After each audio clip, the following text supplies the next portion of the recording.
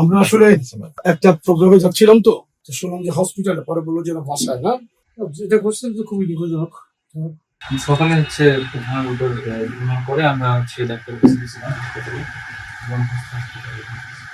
ওরা হচ্ছে ওখানে প্রাথমিক এই ট্রিটমেন্টগুলো করে নিয়েছি, নিয়ে পরে বাসায় আসছি। এমন হচ্ছে নাকের যে অংশটা খোলা। আচ্ছা, ওরা কি মানে ওদের আচরণ তো খুব ছিল, আমি দেখছি খুবই উগ্র ছিল, আমি দেখছি। শুরুতেই তো হচ্ছে ওদের সাথে আমার কিন্তু কথা দিতে হয়, তো ওনারা বলতেছিল অনেকেই বক্তব্য দিতে চাচ্ছে আজকে।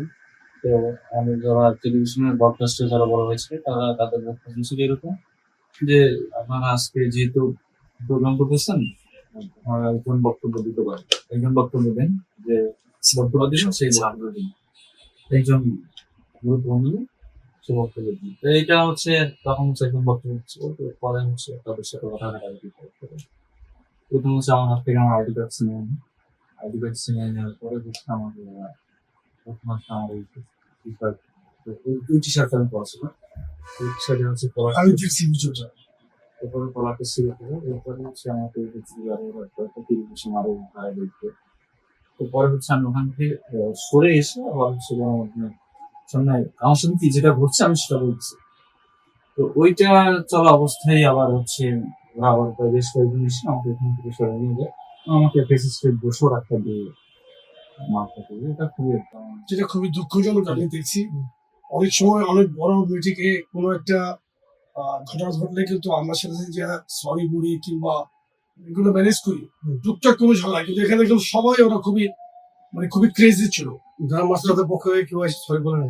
হ্যাঁ, তাদের পক্ষ থেকে জামাতের হচ্ছে ওই যে ঢাকা মনোনয়ন দক্ষিণের যে সাত্তার ভাই আসছে না, প্রচার সম্পাদক উনি আসছেন, এসে মা সরে বলছে ঠিক আছে, ঠিক আছে, আমরা এটা নিতে ঠিক আছে, আমরা একটা তীব্র নিন্দা জানাই। অবশ্যই সাংবাদিকরা রাজনীতিতে আমাদের একটি অবিচ্ছেদ্য অঙ্গ।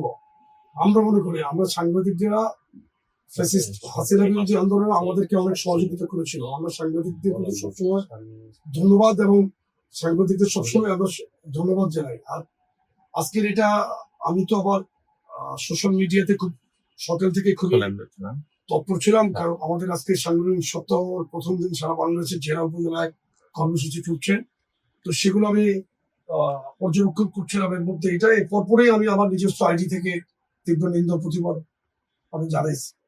আর এই ছেলেটাও ছিল, একেও ফেলে দিয়ে পুরো পাড়া যাচ্ছে একদম।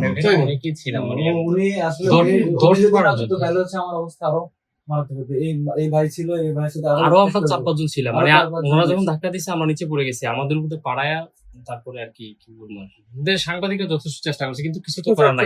10-12 জন ছিলাম আমরা। সাংবাদিকদের সাথে কোনো পক্ষ থেকে এই আচরণ আমরা আশা করি না।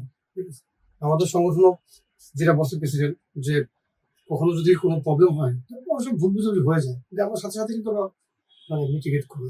ঠিক আছে, ওদের আমাদের দক্ষিণের প্রোগ্রামে জাস্ট একটু কথা কাটাকাটি হচ্ছে, পরে আমরা পানিশমেন্ট হিসেবে বহিষ্কার করছিলাম।